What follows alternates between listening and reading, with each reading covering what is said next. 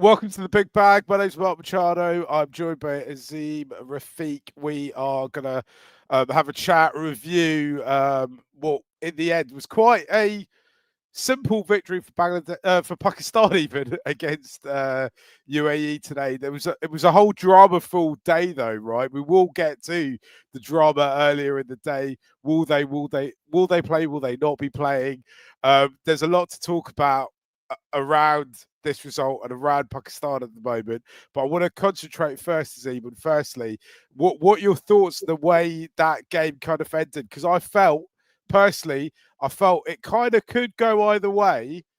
About what I think it was over 13 when the kind of breakthrough came, and then after that, the kind of wickets kept tumbling. Power play, you got your 3 wickets. So you always felt like Pakistan were in it, right? Yeah, I think look in the end a comprehensive win. The Pakistani bowlers initially UAE got off to a decent enough start, like they did against India, but like they did against India, once they lost a couple of wickets, you didn't really feel like they had enough firepower. And then the wickets just kept coming. There was a little bit of a partnership where you thought, "Oh, can they?" But in the end, look, Pakistan did the job. They've had a weird day. So I'm glad the players, they've got the win and got over the line, ready for the next part of the tournament. We'll talk about the next part of the tournament and what comes next. Also, I think we need to talk a little bit about Pakistan's batting, particularly right at the top. But I think the headlines today are going to be about the kind of the pre-match drama. Just to recap, if you weren't aware, basically after around the Pakistan India game, there was no handshakes. I kind of couldn't believe how petty that was. The Pakistan players are quite upset about that. I think possibly rightfully so. They made beef was with the match referee, who was they'd asked the ICC to remove him.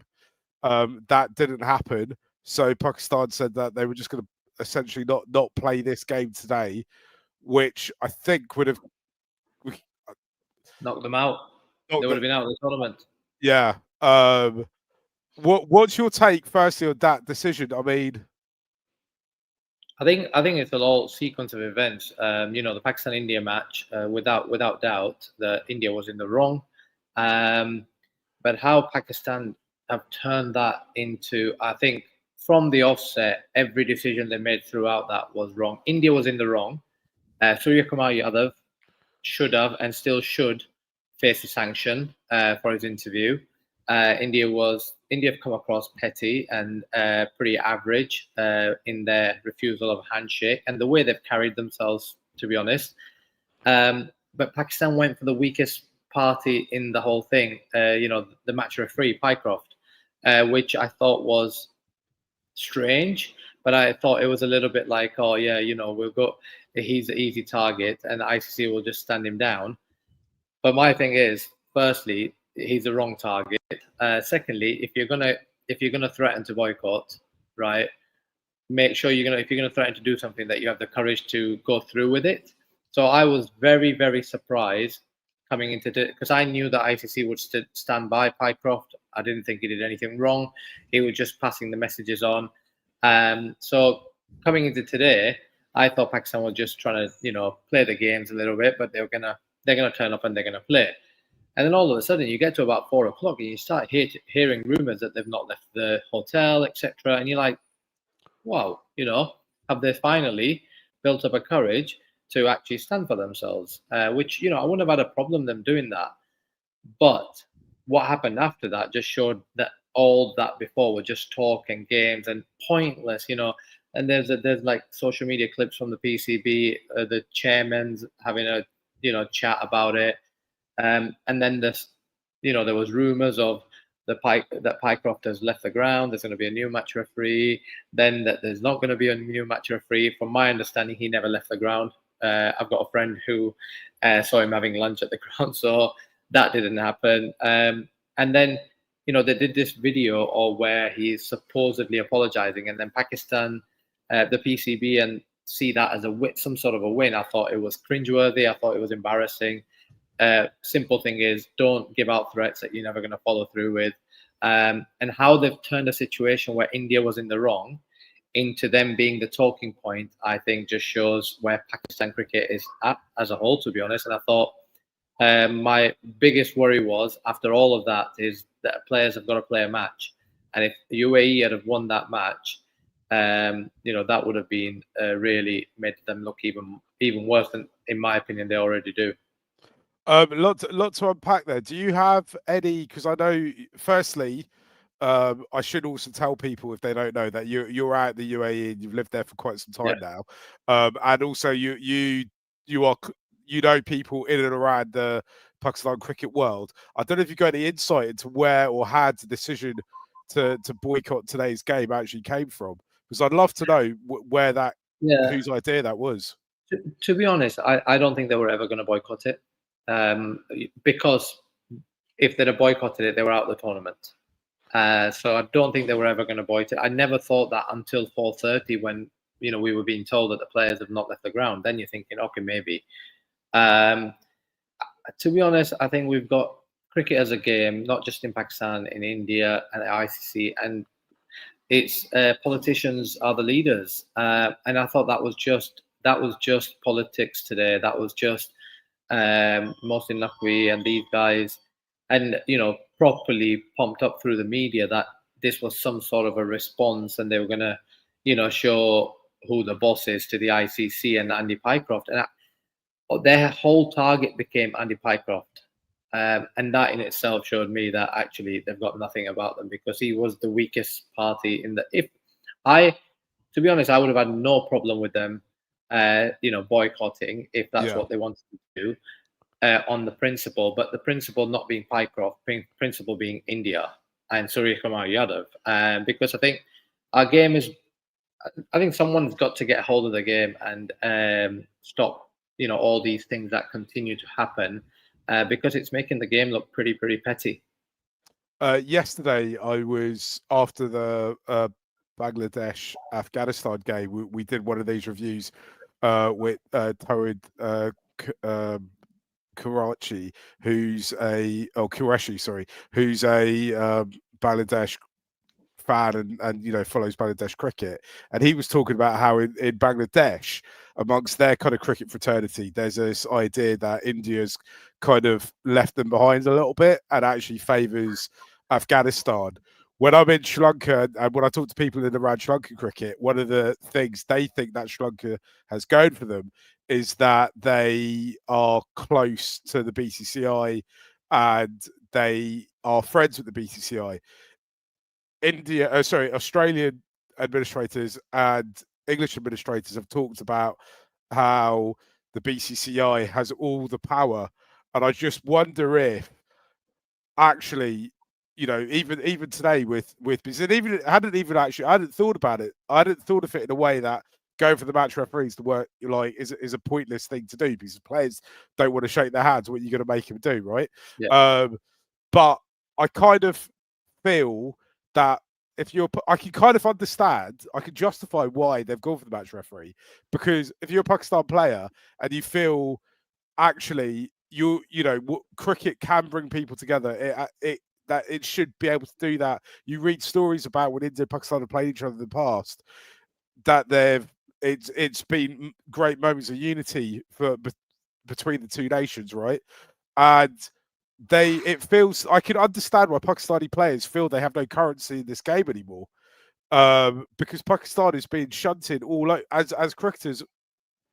The cricket has been shunted all over the place. It's like where did they go? There's instances now and you could argue that this is because of the way the timings worked out, of players basically saying they're not going to play in the PSL because they're waiting for an IPL gig, right? Which players who have nothing to do with Pakistan or India, right? So I can kind of understand the frustration, I think. Yeah, right? I think, listen, the reality is Pakistan cricket's been slowly erased. That's just, if you look over the last few years, listen, I don't leave them out of this. They've not helped themselves. 35 chairmen, 55 selectors, 70 coaches, the whole shenanigans around that. If you're not performing on the field, we're going to go on to the batting in a minute. Your best player sat in Pakistan, so they've not helped themselves. But, world cricket is looking the other way while Pakistan is being erased. Now, I wrote after the Champions Trophy game that this is a rivalry, India-Pakistan rivalry running on empty. And, everyone bigs it up as this big rivalry. Don't forget this rivalry, financially, it's not just beneficial for India-Pakistan, it is for the world game. The reason this tournament is taking place is because of the broadcast money for the India-Pakistan game. That's just a fact. Yeah, yeah. Now, so Pakistan needs to realize that that game can't happen without them. And, they don't play in the IPL. There's a lot of now tournaments that are, IPL team owned. We saw the shenanigans recently with the World Cricket League in the UK. And sadly, too much of, that all that is taking over from the rivalry. And the reality is, on Sunday, that game was pointless. It was pointless. And the gulf is so big now, the ground wasn't even full. So we're getting to the point where on the field, Pakistan is not being able to compete against India, which means down the line, the broadcasters are going to say, hold on a minute. Yeah. We're not paying that same money for that game anyway. And that will not just affect Pakistan, that will affect Sri Lanka, Bangladesh, Afghanistan, and everyone else apart from England, Australia, and India. And, all well and good, look the other way, fine. But when it comes back to bite, just like it did in the Champions Trophy, everyone was fine about the fixtures being moved until South Africa and they realized that they'd have to travel left, right, centre. And all of a sudden, everyone had a problem with the fixtures. But when Pakistan was trying to fight for them fixtures, no one stood up with them. So, yeah, I think and I feel for the players. I really do feel for the players because I see, especially, I'll give you Afghanistan as an example. Their boys play in a lot of T20 tournaments. And that is why I think they are developing the way they are and starting to really, you improve by playing with the best. Pakistani players don't get them opportunities. Yeah, 100%. Even the kind of renaissance, if you can call it that, with Sri Lankan cricket, is basically driven by the youngsters getting picked up by the IPL at a young age, Patarana and all these other players, and learning how to play this format and being around the best players and the best coaches, even though it's for a short period of time, it really ups their game. It's interesting what you said about the rights thing, right? Because if you look at me and you are British people who basically spend a lot of time outside of Britain, and what all maybe it's slightly different for you because obviously you have a professional background in cricket, but for me, when you're outside and people hear your accent, the first thing they talk about is the Premier League, right? And the way that's been built is basically because of the sanctity of the competition.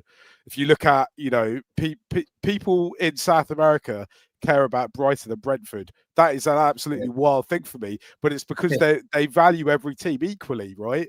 And they've gone, right, when we get the TV money, we're going to split it up in a fair way. I'm not saying it isn't the case that everyone gets an equal amount, obviously, but they work with each other to try and create a product overall that people around the world want to watch. When me and you were kids, Italian league and Spanish league is what people were watching. Now it's the Premier League. ICC needs to get, it's not the ICC, it's all the cricket boards together, needs to come together and figure this out and be like, India, Pakistan's the jewel in our crown, right? That's our Man United versus Liverpool game, isn't it? Like, we need to do everything we can to make sure that game is as intense and as there's as much of an equal chance of each other winning as possible and make it a proper rivalry. Because as you say, if that falls off the cliff, then it has. Yeah, it's fallen. Mark, I've followed it a lot more closely last few years and watched. I watched them in New York in the T20 World Cup. I watched the Champions Trophy and I watched on Sunday. They're not even in the same league. And at some point the broadcasters are going to go, especially with the drama like today. I speak to sponsors and like different. They find cricket quite a difficult place to connect with because they don't know the fixture list, stuff like that. They find it very, very unprofessional in many ways. So I think it's watch this space around this because I think everyone's been warning of this for a while. Now we're there. And it'll be interesting when the new rights cycle what actually happens with that. We'll have to watch the space on that. Let's should we get into the actual game itself? Should we talk about the batting? Yeah, Um, let's do it. Pakistan obviously had quite a tough time getting to the ground and not a lot of warm up time. But I mean, can you use that as an excuse for the way um, the openers batted today? No, and yes and no, because I listen. Their whole schedule and their routine has been messed with, right? As a player, there's certain things that you do to get yourself ready for the game. But caveat being that you've got to be able to flexible, and if things happen, you've got to be able to adapt. The thing is that batting lineup it's an imbalanced batting lineup, right? It's probably got, I reckon, one, two, out of the yeah, it's probably got six top order batters, right? So they've got six openers. It's an imbalanced batting lineup. They've got the best players sat in Pakistan, Barber. They've brought these guys in because they want to play with intent. I'm just, Fakhar Zaman's the standout player, and it was his knock again. Hassan Nawaz has got talent, absolutely, but the captain, honestly, name me one franchise team that would pick Salman Aga in a T20 team. I think you struggle to find it. He's just not T20 level. Saim Ayub's a young, talented guy who's going through a little bit of a rough patch. But I think as a whole, it's an imbalanced batting lineup. And you saw what you saw. And if it wasn't for Shaheen Afridi's 29, Yeah, end up with 100 and 115, and UAE win the game, really. So the batting is a worry. I think the biggest worry is how have Pakistan, who we grew up watching X Factor players, yeah. flamboyant players who would take, as soon as spin bowlers came on, would just whack them everywhere, to the point that these boys can't, spin comes on, they look like they haven't got a bat in their hand, and they're just, they don't know what an attacking shot is. We can't play we can't blame a lack of opportunities in the IPL on that, can we? Like, what's happened there? No, listen, I'm not saying it's a lack of opportunity in the IPL, but I think it's a lack of playing with the best players in the world in the most advanced environments. But that's only one part of the jigsaw. I'm not putting the sole blame on that, because having followed Pakistan cricket for a few years, I think the selectors, it's just, there's no strategy to anything that happens. There literally isn't. Mohammad Nawaz all of a sudden is back in the team out of nowhere, and he wasn't anywhere near the squad. It just goes so much like that. And when you keep having changes of coaches, keep selectors, everyone comes with their own minds, that's again not helpful for a player. But I think they've just been left behind. And having watched like local club cricket and young players, I've watched them in the nets, right? They play an attacking shot, get out. The coach is sat on his stool going, right, that's it. He's not going to play for the next 3 weeks. Yeah. So there's still very much that type of mentality. And, when you're asking a player to play in a fearless manner, you've got to be very, very clear that they're going to make mistakes. And when they make mistakes, you've got to keep backing them and keep backing them and keep backing them with actions. But to be able to have the skill to play in a fearless manner, you've got to train and get better at that. So they've gone this mindset shift, but they're not good enough to whack it. So then they keep having dot balls. The other day against India, there was just dot balls galore, and the reading of the game was just so far off. So listen, it's a combination of factors, but it just shows where Pakistan cricket's at. Asada's commented in. I want to read you the comment and see what you think. He said, Pakistan need a bad boy player. They need someone with swagger and aggressiveness like Shoaib Akhtar, Imran Khan, for example. The current players are just a bunch of good shoes. Do you agree with that? You watch it much closer than I do. Well, yeah, it lacks character. The team lacks character. The team lacks flamboyance. The team lacks courage. The team lacks players who are going to pump their chest out and go, you know what, I'm going to make today my day. Like to show back to these guys, they were very selfish, but that's good for the team. They were like, right, because they worked hard to have that sort of right. And they came into a series, batsmen came into the series that I want to be man of the series. I think Shubman Gill talked about it end of the test series in the UK this year. He said, I came into this series and I wanted to be the highest run scorer. that sort of selfishness, that sort of X factor. Honestly, down the road, literally a stone away from the ground, and I had absolutely no interest in going to the ground and watching it, because there's literally not a player that you're going, oh yeah, you know what, I can't miss that. I can't miss that. There really isn't. What about Sheen Shah-Afridi? I mean, we all know what he can do with the ball, but he's starting to. He hits the ball. Well, I say he started to. He's done it. He's done it for a little while now. He hits the ball really cleanly, and as you said earlier, he did save the day. I messaged you during the game, and I said it's weird that your best batter bats at 9. Yeah. Like, Yeah, listen, he's credit where credit's due. The last couple of games, he's actually been the best batter by a country mile. But if Shaheen Afridi is your batting hopes, then again, that tells you exactly where you are from a batting point of view. He's improved his batting, but actually, my bigger concern for him as an individual is his bowling is so long way off where it should be. And watching the game the other day, I was at the ground. And I was saying to the guys, the first 3 balls will tell us whether Pakistan's been watching tactically what's happened. And India's bowling innings, from ball 1, they ball back of a length into the pitch, cross seamers and cutters. It was getting stuck in. And Shaheen Afridi ran in first ball, tried to go full as possible and swing the ball into a full toss for second ball 4. And it just showed that a cricketer, that isn't really thinking about the game. But yeah, from his batting point of view, I think that's probably one of the only credits in this tournament at the minute. It was interesting what you said about Pakistani coaches in Pakistan discouraging players to play attacking cricket.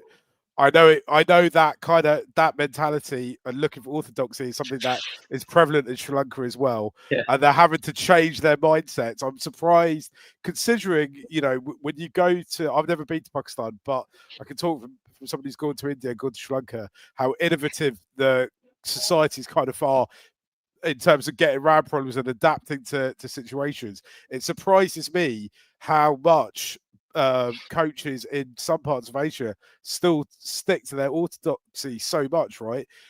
Sri Lanka's a place that is known for innovation in cricket. I'd say Pakistan is as well, right? How come it's taking so long to change this attitude? Pakistan, West Indies, Sri Lanka, these were the teams that you just knew you were going to get entertained no matter what happened, right? You knew you were in for a fun day. And all that's gone. And I think, having spent the last few years there, it's the coaching at sort of coming through the level. There's just there's not really a knowledge of what modern day cricket is and what that really looks like. They'll say it, "Are we going to play modern?" And the minute you ask a question, what do you actually mean by that? They don't really know what they mean by it. But playing attacking cricket, you've got to have the technique to play attacking cricket as well. It's not just all gun ho. Look at the Indian players, right? And you look at the battery of the Indian players. And actually, a little bit badgery here, but I watched India under 19s against Pakistan under 19s at the ICC Academy a couple of years ago. And I watched them in the warm-ups and the Indian warm-ups compared to the Pakistani warm-ups. And there was the difference. Indian batting, so all their batting, even in warm-ups, they were drilling in the way to get the basics of the game strong. So their basics of their game. So you look at an Indian batter, they have a good technique. They move, they get into a good position, they have good hand position, good back lift. And then from there, it's an extension of just, let's play in a positive manner. And you look at some of their players, Abhishek Sharma, Shubman Gill, Sanju Samson, Tilak Verma, and it's a battery of it. So it's the basics that have been put in at sort of ground level, at age group level. And it's a real sort of freedom to go out and play. And listen, the IPL makes a big difference. There's just absolutely no doubt about it. Being in and around the best coaches, in and around the best players, the best techniques, everything. It really matters. I was going to say, where did Pakistan go from here in terms of the rest of the tournament? Before we do that, let's have a quick word on the UAE. Yeah. I was watching Hong Kong China play, almost beat Sri Lanka a couple of days ago, and I was actually quite impressed with the way Hong Kong approached the game. I was really impressed with UAE today for kind of similar reasons. I mean, I don't think they've got any players that are, IPL teams or other franchise teams, but you're not going to the door down to get hold of. But just good bowling, kept it tight, kept it difficult, fielded quite well, kind of went about and kind of did their job. Essentially, Pakistan win this game because they've just got more quality than the UAE do. But were you impressed by what the UAE brought today? I think yes, and so yes in the field, but in the tournament, I'm a little bit disappointed because I think they're better than what they've shown. Against India as well. Like they started off, they've obviously got not. Batting is something that they need to get better. They need to have more batters. These pitches are really difficult. They're really difficult to be a free flowing batsman on. But in the field and stuff, I think for a large part of that game they had Pakistan under control. They just let it go at the end. But Junaid Siddiqui and then the left arm spinners, I thought real positive. But I again the ILT20, the T10 and the involvements around that and the more and more thing, I think they will get better and better. So I think real credit to them today. I think there was definitely phases of the game where I thought they might turn Pakistan over. I see, because you live out there, can you give us some insight into where these how these players get into the UAE team? What kind of level of cricket are they playing? Yeah, it's quite like there's a bit of all sorts going on really. There's a lot of there's a lot of T20 cricket, and it's all sort of there's a lot of like businesses that have their teams or sponsored by businesses, and then they just play that sort of cricket. To be honest, I think if they had a bit more of a structure around their sort of domestic, what the pathway looks like now, then I think they might have a bigger pool of players. But through the ILT20, every ILT20 team now is a development team, and there was, they had the tournament recently. That's again another opportunity for them to, to get better and put themselves in the top window. But someone like Junaid Siddiqui watching come from Pakistan, watching someone in the park says, "Can I get involved?" Didn't even have shoes, and then goes on and plays for UAE. So it's very much like that. There's not really a very clear pathway into the UAE team. I did also ask you. I won't let you. I'm just going to say what I said in the WhatsApp group. I suggest to Azeem, because you played a lot of top level cricket in England. Maybe, and you're still young. Maybe think about dusting your boots off, mate. Never know, never say never, eh? Never say never. Right, Pakistan through to the next stage. It's another group. A group of 4. It'll be India, Pakistan, and then 2 off: Afghanistan, Bangladesh, and Sri Lanka. This is going to be a much more difficult phase for them, you'd assume. Look, we've seen Pakistan teams stumble through tournaments and end up in finals and even win it before. Can they go? How far can they go? Well, they've got India on Sunday. Yeah. And if they need anything to be up for that game, what the shenanigans that's played out should get them up for it. So I expect them to be a lot better than they were last week. I think you always, you never write off Pakistan, but I'll be honest with you, I just don't see it. I just don't see it. And in Asia Cup's never had an India-Pakistan final. Never had an India-Pakistan final. And I don't see India in these conditions, all the games in Dubai. I just don't see India faltering. But I think the tournament needs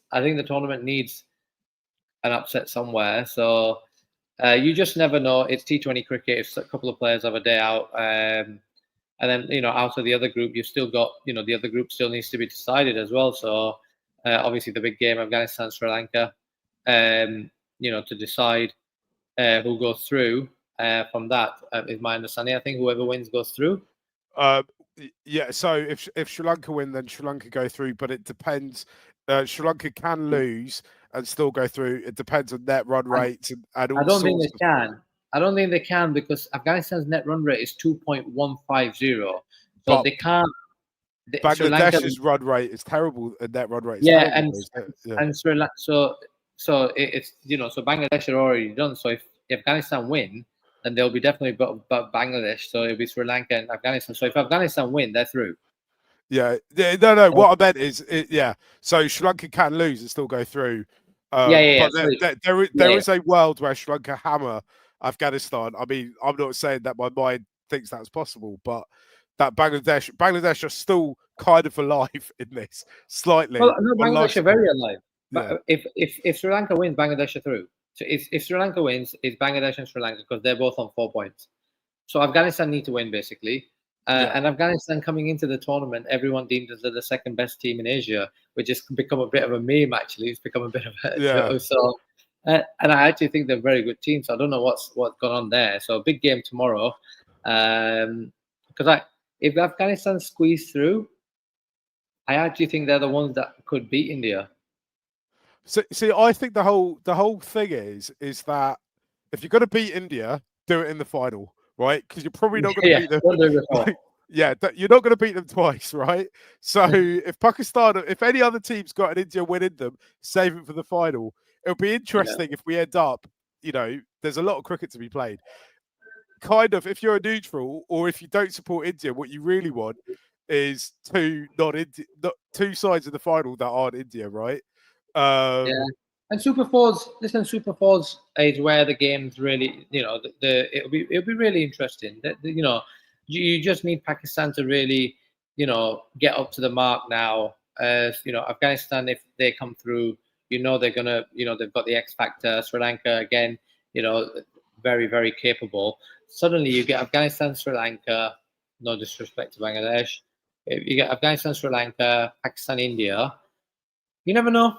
Never know. yeah, India are never the know. best team. We know that. We know India are the best team, but conditions in Dubai can, if you get on the wrong side of the conditions, it can be a challenging day. Are you going to get to the game on Sunday? Oh God, not after last week.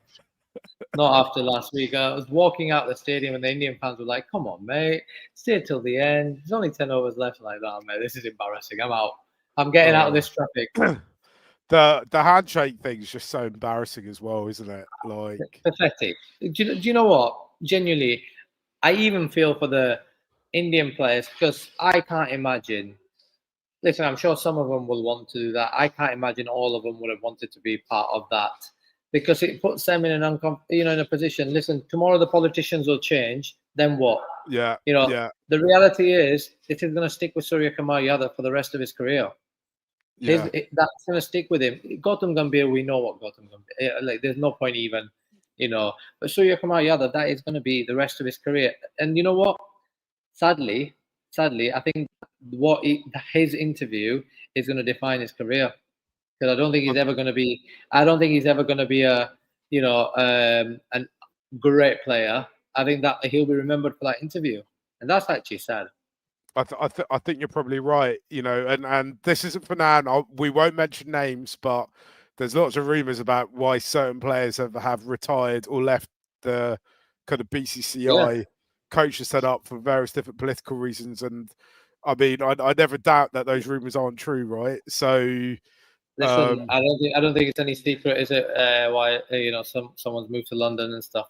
I think it's pretty open out there, and it's I don't know why they're doing it. To be honest, I'll be honest with you, that they were absolutely awesome on the field. The next 3 days would have been talked about how poor Pakistan was, and in the yeah. end, it gave Pakistan a free pass out of that. In the end, Pakistan decided to make it all about them anyway. But you know, politicians running our game, it's not going to end up in a good space. Zee, before you leave us, should we give a shout out to your podcast that you do with Matt Floyd? Yes, please do. It's not just cricket. We normally very consistent weekly episode, going to all sorts of stuff. Just like as it says, it's not just cricket. We've touched on some pretty real subjects, but also a lot of cricket stuff as well. So yeah, tune in, listen in. It'd be great if you can join us. Wicked. Azeem, thanks for joining. This has been the Big Bag. I will be back at Murley End probably about the same time tomorrow. Hopefully, with good news with Sri Lanka after our game against Afghanistan, and I'll try to get something sorted for after the India-Pakistan game as well. Maybe Azeem might be back. I might actually go tomorrow. Actually, Oh yeah, you should go. which is over an hour away from me. but I feel like I want to watch Afghanistan and Sri Lanka. So if I can make the time work, I'm gonna go. I feel like actually, you know, the other group gets maligned as, you know, the slightly more unfashionable group, but that is the group of death. Like that It's a better Bangladesh group. game yesterday was amazing.